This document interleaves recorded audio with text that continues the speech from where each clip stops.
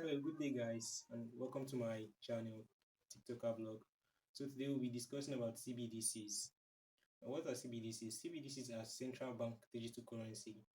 They are just like the form of a country's own currency, a country's own digital fiat in digital form. So a lot of countries have been adopting the CBDCs lately, but let's go back to the history of CBDCs. The first issuance of CBDCs was far back as in 1993 when the France came up with the idea of the Avant card. The Avant card allows you to make any transaction with the card from any of your bank account linked to that within the. So after the Avant card, the next country that adopted central bank digital currency was Bahamas. Bahamas is a country under the United States and came up with the idea of sandbox. Sandbox is a kind of digital USD. So they came up with the idea of sandbox in the year 2020. And since then, a lot of countries have been adopting CBDCs. But one of the most successful countries that adopted CBDCs is the China. In China, the idea of CBDC started propagating in the year 2014. And through back to since then, the CBDCs have continued to gain traction. And their CBDCs, which is the digital yuan, was launched in the year 2021. After that, after launching their CBDCs, it has been very successful for them. Other countries that have adopted the CBDCs are the United States, the UK.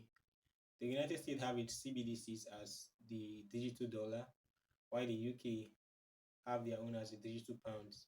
Then one of the upcoming African countries that's adopted the CBDCs is the Nigerian.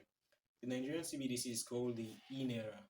The INERA, which was launched in 2021, the third quarter of 2021, has not been very successful. Although citizens don't have a very useful use of the currency due to the minimal adoptability, accessibility of the token. The CBDCs, for you to use the INERA, you have to fund your bank account, which you link to your virtual national ID card, which can then then the money can be transferred from your bank account to your central bank digital currency account. The CBDCs and cryptocurrencies have been having a rivalry because central bank digital currencies are based on blockchain technology, but they are still controlled by the government. Although, unlike blockchains technology and cryptocurrencies, which are backed by blockchains and they are controlled by nobody. So let's compare CBDCs and cryptocurrencies.